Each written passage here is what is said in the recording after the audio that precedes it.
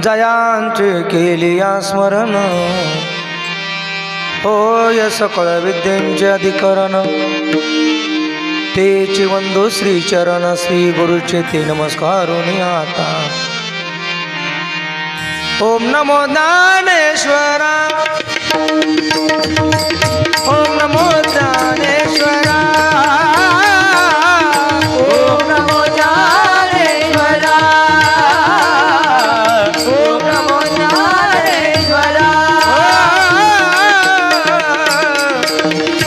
ओम नमो ज्ञानेश्वरा ओम नमो ज्ञानेश्वरा ओम नमो ज्ञानेश्वरा ओम नमो ज्ञानेश्वरा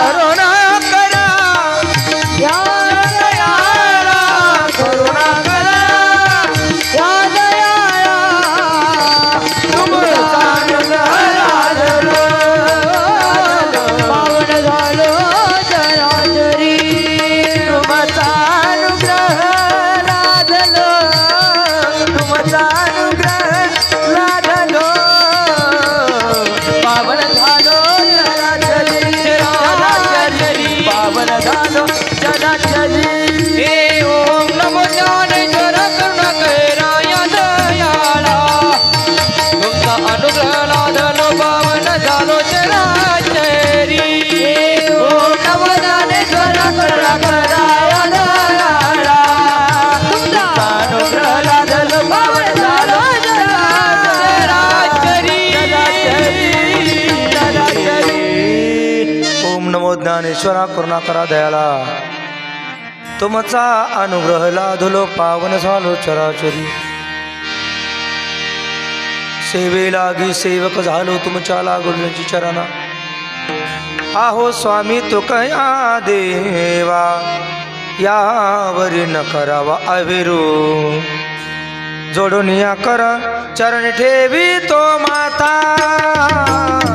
ठेवी तो माता हरिसावी विनंती माझे पंढरीनाथा हरिसावी विनंती माझे पंढरीनाथा जोडून या करा चरणी ठेवी तो माता चरणी ठेवी तो माता हरिसावी विनंती माझी पंढरीनाथा हरिसावी विनंती माझी पंढरीनाथा सोन सो भाव आलो तुझी आठाया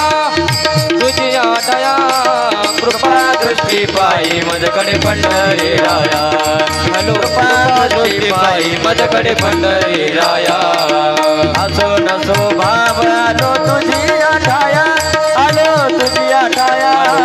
कृपा दृष्टी पायी मजकडे पंढरी राया कृपा दृष्टी पायी मजकडे पंढरी राया पंढरी राया हॅलो हॅलो हॅलो अखंड हरिनाम सप्ताह खोंडगच्चीवाडी गोगरगाव सालाबादप्रमाणे याही वर्षी सुंदर असणारं हे आयोजन नियोजन आणि सर्व असणारी प्रेमाची जिव्हाळ्याची मंडळी सर्वांना मनापासून अंतकरणापासून असणारा धन्यवाद देतो. कालपर्यंत आपण असं नामदेवांचं काही चरित्र काही जनाबाईंचं संक्षिप्त चरित्र आपण पाहिले.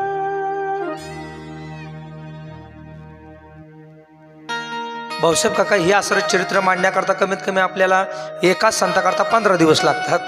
आपल्याला शॉर्टकटमध्ये असं सर्वांना तो परिचय व्हावा, संतांचा त्यांच्या कार्याचा परिचय व्हावा, चरित्राचा परिचय व्हावा याकरता संक्षिप्त पद्धतीने आपण शॉर्टकटमध्ये थोडक्यामध्ये जे माहीत आहे अशा चरित्राचा आपण उच्चारण या ठिकाणी करत आहे. नामदेवांचं चरित्र उल्लेखनीय आहे आणि तसंही संतांचं चरित्र उल्लेखनीयच असतं. का बरं उल्लेखनीय असतं? संतांच्या ठिकाणी कुठल्याही प्रकारचा मतभेद नाही, संतांच्या ठिकाणी कुठल्याही प्रकारचा द्वेष नाही. अभेद वृत्ती ज्यांची झालेली आहे संत त्यांचंच चरित्र गायलं जातं, हे का नाही? अभेद वृत्ती. तसं पाहायला गेलं संत त्यांचं लक्षण जर पाहायला गेलं, संत गंगावत आहेत, संत गांगेयवत आहेत आणि संत गजगंडावत आहेत. किती शब्द वापरले मी? 3. बरोबर आहे का नाही? आणि हे का सांगितलं? कारण माझ्या पुढे कथेमध्ये बसलेले काही हुशार मंडळी आहेत आणि चांगल्या चांगल्या महात्म्यांचा सरस श्रवण त्यांनी केलेलं आहे. म्हणून थोडंसं आध्यात्मिकही कथा असावी त्या अनुषंगाने चिंतन मी करतोय. प्रथमतः आमचे यूट्यूबवाले सचिन दादाला मी धन्यवाद देतो बरं का. जरा टाळी वाजवा त्यांच्यासाठी. त्यांचा सर्वच हा मित्र परिवार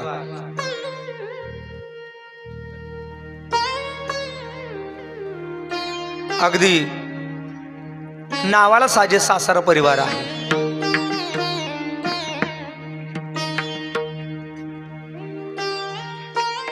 जे वर्णन करण्याच्या योग्यतेचा परिवार आहे हा सर्व असारा मित्र परिवार. पुढे मी बोलणारच आहेत. संत गजगंडावत असतात, हे लक्षण आहे संतांचं. संतांचं दुसरं लक्षण आहे गांगेयवत असणारे आहेत आणि गगनावत आहेत. म्हणजे काय आहे? गगन, गगन म्हणजे आकाश. आकाशातून जेव्हा पाऊस पडतो ना, तो पाऊस पडत असताना कुठे मतभेद करत नाही, बरोबर आहे का नाही? जो गावात पडला तोच कुठेतरी शेतीत पडतो, जो शेतीत पडला एखाद्या ठिकाणी शौचालय बांधलेली असेल तिथेही तेवढाच पडतो, त्यानं कुठे भेदच केला नाही. तसे संतही कुठल्या प्रकारचा भेद करत नाही. ते गगनावत आहेत म्हणजे आकाशाप्रमाणे सर्वांवरती समदृष्टी आहे, समानतेनं प्रेम करतात. संत गांगेयवत आहेत म्हणजे गंगेप्रमाणे. गंगा जशी सर्व कार्य करते ना, का पीडित पाप ताप पोखित तिरीचे पाद, समुद्रा जाय आप गंगेचे जैसे.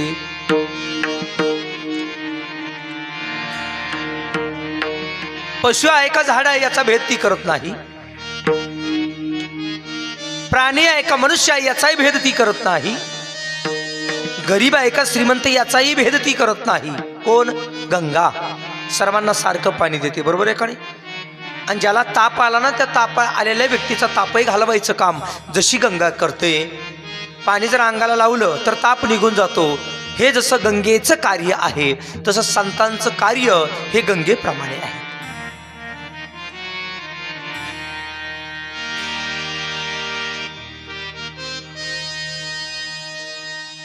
अशा 3 प्रकारच्या उपमा संतांच्या ठिकाणी लागू होतात. संत संत संत तरी म्हणायचं कुणाला? कारण संतांचं चरित्र आपण सांगतोय ना, मग संत तरी म्हणायचं कोणाला? संतांचं पहिलं लक्षण आहे सर्व ठिकाणी त्यांना देव दिसतो, हे संतांचं पहिलं लक्षण आहे. ऐसा ज्याचा अनुभव विश्वदेव सत्यत्वे, देवताया जवळी आहे, पापना हे ऐसा ज्याचा अनुभव, ऐसा ज्याचा अनुभव विश्वदेव सत्यत्वे, देवतया जवळी असे.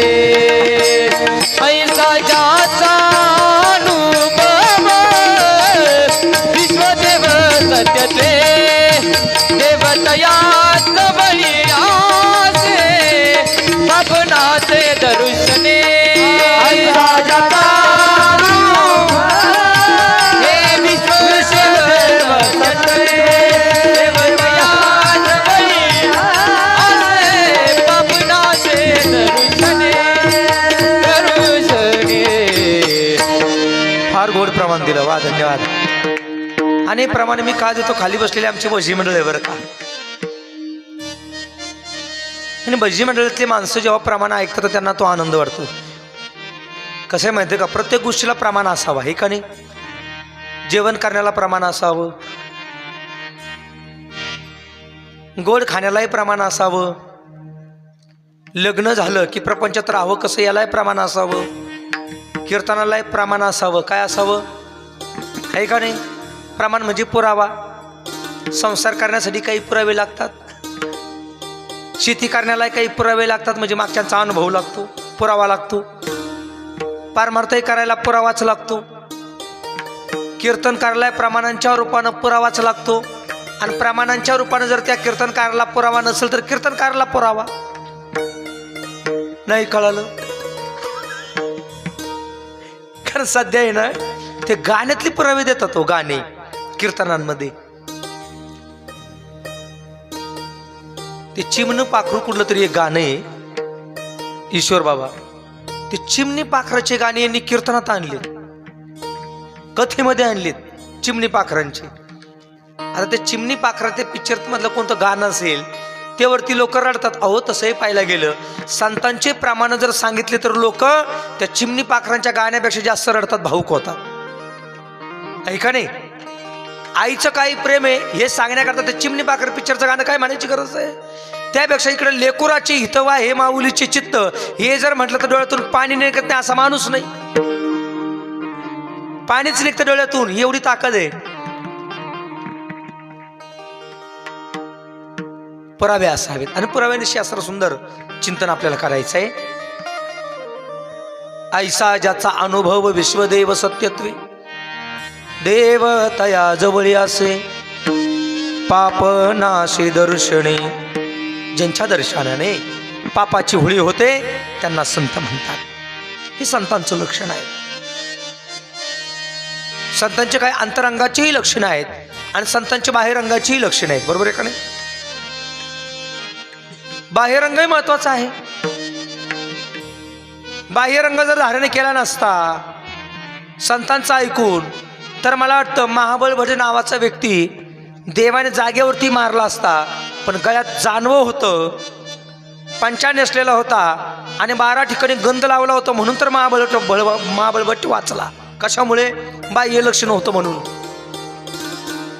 बाह्य लक्षणाची गरज आहे. जसं एखादा व्यक्ती कंपनीत कामाला असतो ना, त्या कंपनीचा ड्रेस कोड असतो, शाळेचा एक ड्रेस कोड असतो. बरोबर आहे का नाही.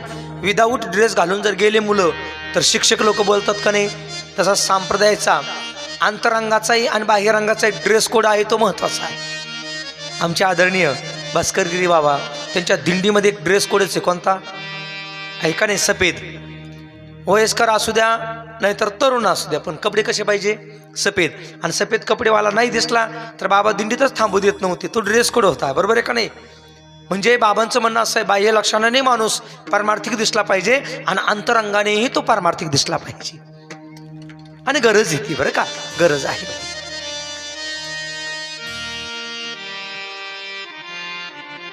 अशा प्रकारे संतांचा अंतरंग आणि बाह्यरंग सारे आसरे लक्षण आहे. संत अजून कोणाला म्हणायचं, संत त्यांना म्हणतात नवनीतापेक्षा ही मऊ ज्यांचं कोमल हृदय असतं, चित्त असतं, त्यांना संत म्हणतात. एक गोड प्रमाणे मृदू समाये नवनीत, मृदू सभाय नवनीत, मृदू